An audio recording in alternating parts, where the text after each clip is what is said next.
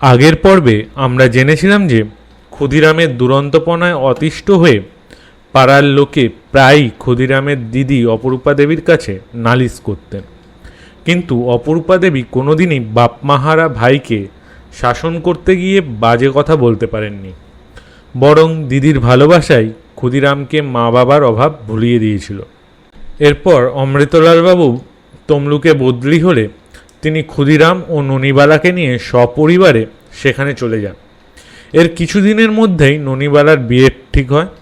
ননিবালার বিয়ের খরচ এবং বাবার বকেয়া ঋণ শোধ করতে ক্ষুদিরামের গ্রামের বাড়িটি বিক্রি হয়ে যায়। অমৃতলাল বাবু ক্ষুদিরামকে তমলুকের হ্যামিল্টন স্কুলে ভর্তি করে দেন। তমলুকে ক্ষুদিরামের অনেক বন্ধু হয়েছিল, তবে তাদের মধ্যে সবচেয়ে প্রিয় বন্ধু ছিলেন রাধাবল্লভ বন্দ্যোপাধ্যায়। তার নামের প্রথম 3টি অক্ষর RBB ক্ষুদিরাম নিজের হাতে উল্কি করে লিখিয়েছিলেন। তমলুকে নানান ঘটনার মধ্যে দিয়ে ক্ষুদিরামের জীবনের পরিবর্তন লক্ষ্য করা যায়, যার মধ্যে কয়েকটি বিশেষভাবে উল্লেখযোগ্য। প্রথম ঘটনা 1903 সালের শেষের দিকের কথা। ক্ষুদিরামের এক প্রিয় বন্ধু ফণীভূষণ ঘোষ একদিন মিলের তৈরি একটি মোটা দেশি ধুতি পরে স্কুলে আসেন। ধুতির একপাশে তখনও মিলের দাগ ও নম্বর লেগেছিল। তা দেখে অন্যান্য ছাত্ররা টিটকারি হাসি ঠাট্টা করতে শুরু করে। ফণীভূষণ হতবাক হয়ে চুপচাপ দাঁড়িয়ে থাকেন। বন্ধুর এই অবস্থায় ক্ষুদিরাম সবার সামনে এগিয়ে এসে দৃপ্ত কণ্ঠে বলতে শুরু করলেন, মায়ের দেওয়া মোটা কাপড় যত পুরনোই হোক না কেন সেটা আমাদের দেশের জিনিস, সেটা পরে আমরা লজ্জা পাবো কেন? ওটা তো আমাদের গোলামির চিহ্ন নয়, বরং বিদেশি কাপড়ই আমাদের গোলামির চিহ্ন। আমি যদি ফণীর মতো একটা দেশি কাপড় পেতাম তবে সেটা পরে আমার যে কী আনন্দ হতো তা বলে প্রকাশ করতে পারবো না। এই কথা বলে ক্ষুদিরাম ফণীভূষণকে জড়িয়ে ধরলেন।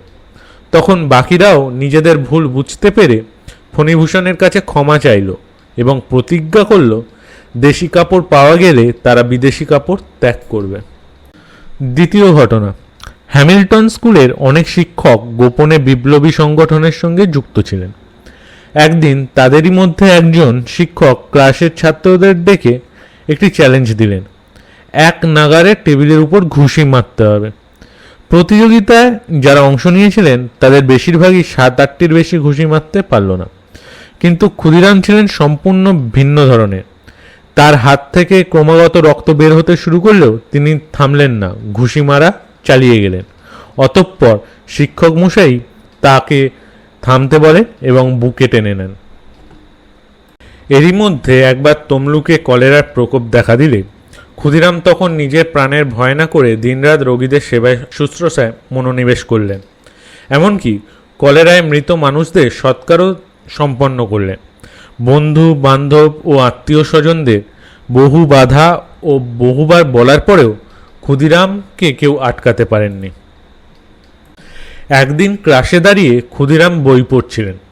তিনি যে বেঞ্চে বসেছিলেন তাতে একটি ছোট ফুটো ছিল। এক বন্ধু দুষ্টুমি করে সেই ফুটোয় একটি পেন্সিল গুঁজে দেয়। ক্ষুদিরাম পড়া শেষ করে বেঞ্চে বসতে গেলে পেন্সিলটি প্রায় সম্পূর্ণভাবে তার মলদ্বারে ঢুকে যায় এবং প্রচুর রক্তক্ষরণ শুরু হয়।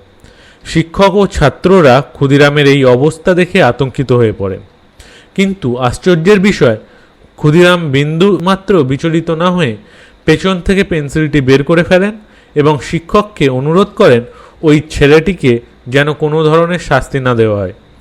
এই ঘটনার পরেও ছেলেটির প্রতি ক্ষুদিরামের মনে কোনো রাগ বা প্রতিশোধের ইচ্ছা লক্ষ্য করা যায়নি।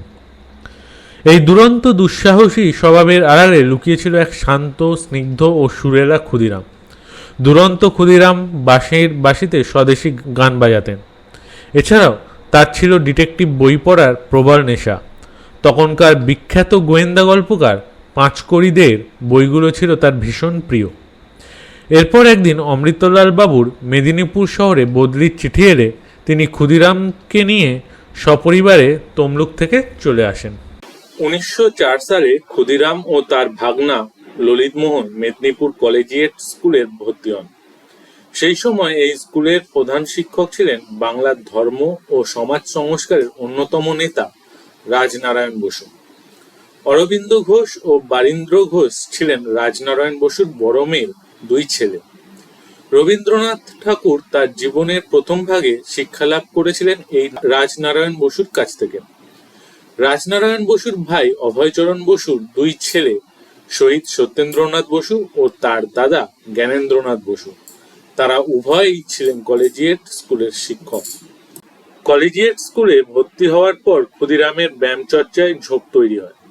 মেদিনীপুরে এসে রাজনারায়ণ বসু, জ্ঞানেন্দ্রনাথ বসু ও হেমচন্দ্র কানুনগোর মতো ব্যক্তিদের দেখে তার মানসিক অবস্থার পরিবর্তন ঘটে। তিনি রামকৃষ্ণদেবের উপদেশ ও স্বামী বিবেকানন্দের লেখা পড়তে শুরু করেন। বাংলা ভাগের খবর আসার পর থেকে ক্ষুদিরাম নিয়মিত সংবাদপত্র পড়তে শুরু করেন। শহরে বা শহরের আশেপাশে কোনো সভা হলে ক্ষুদিরাম আগেই সেখানে পৌঁছে যেতেন। সবার সব রকম দায়িত্ব, যেমন চাঁদা তোলা, অতিথিদের থাকা খাওয়ার ব্যবস্থা ইত্যাদি থাকতো তার উপর। ফলে স্কুলের পড়াশোনার প্রতি তার আগ্রহ ধীরে ধীরে কমে আসতে থাকে। এরপর বঙ্গভঙ্গের প্রতিবাদ শুরু হলে তিনি বন্ধুদের নিয়ে চিনি, লবণ ও বিদেশি কাপড়ের বিরুদ্ধে পিকেটিং শুরু করেন। স্কুলের বন্ধুদের সঙ্গে দোকানের সামনে দাঁড়িয়ে মিষ্টি কথায় ক্রেতাদের বিদেশি দ্রব্য না কেনার জন্য অনুরোধ করতেন। অন্যরা ক্লান্ত হয়ে বা বাড়ির লোকে তাড়া খেয়ে চলে গেলেও ক্ষুদিরাম দোকান বন্ধ হওয়া পর্যন্ত নিষ্ঠার সঙ্গে এই কাজ চালিয়ে যেতেন। এই সময় কলেজিয়েট স্কুলে একটি উল্লেখযোগ্য ঘটনা ঘটে। অনন্ত সাহু নামে এক শিক্ষক ছিলেন। তিনি কোনো ছাত্র পড়া তৈরি করে না নিয়ে এলে কারণ জিজ্ঞেস না করেই বেঞ্চের উপর দাঁড় করিয়ে বেত দিয়ে মারতেন। ছাত্রদের কিছু বলার সুযোগই দিতেন না। একদিন অনন্তবাবু ক্লাসে ঢুকে দেখেন ক্ষুদিরাম আগে থেকেই বেঞ্চের উপর দাঁড়িয়ে আছে। তাকে দেখে অনন্তবাবু হেসে ফেলেন এবং পড়া না করার কারণ জিজ্ঞেস করেন। তখন ক্ষুদিরাম বলেন, স্যার, আজই প্রথম আপনি কারোর পড়া না করে আসার কারণ জিজ্ঞেস করলেন। অনন্তবাবু কিছুটা থমকে গিয়ে বলেন, হ্যাঁ, তা ঠিক বলেছিস, কিন্তু পড়া না করার কারণটা আগে শুনি। ক্ষুদিরাম শান্তভাবে উত্তর দিলেন, আমাদের পাশের বাড়িতে একটি ছেলের কলেরা হয়েছে। ওরা খুব গরিব। ওর মা মুড়ি বিক্রি করে কোনো রকমের সংসার চালান। গতকাল সারা রাত আমি ছেলেটির সেবা করেছি। ক্ষুদিরামের কথা শুনে অনন্তবাবু নিজে এগিয়ে এসে তার হাত ধরে বেঞ্চে বসিয়ে দিলেন এবং বললেন, আজ তুই আমায় যথাযথ শিক্ষা দিয়েছিস। তোদের সবারই পড়া না করে আসার কোনো যুক্তিযুক্ত কারণ থাকতেই পারে। কথা দিচ্ছি, আমি কারণ না জিজ্ঞেস করে আর কাউকে শাস্তি দেব না।